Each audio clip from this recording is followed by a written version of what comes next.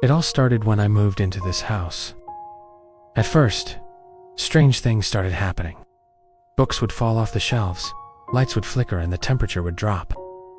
Then I'd hear chains dragging metal moans. Then I'd see the ghost of an old woman dragging herself closer and closer to me. At first she was transparent, but slowly she became more and more solid, until one day I could reach out and touch her. She was cold like the grave. Then one night she came upon me while I was sleeping and whispered in my ear, "Get out while you can.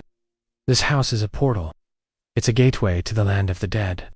When the spirits find out you're here, they won't let you leave." And with that, she vanished.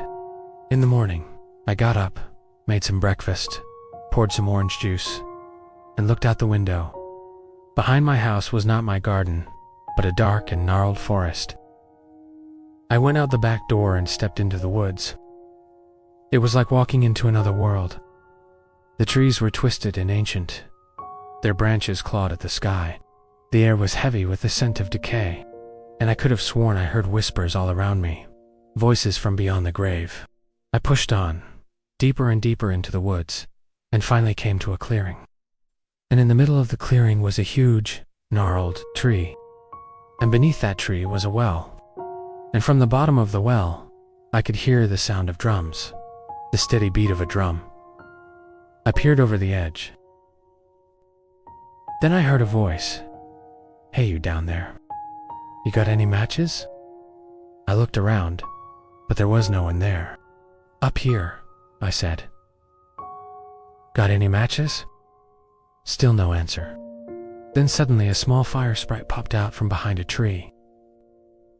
He was no bigger than my thumb, with gossamer wings and skin like tree bark. Matches.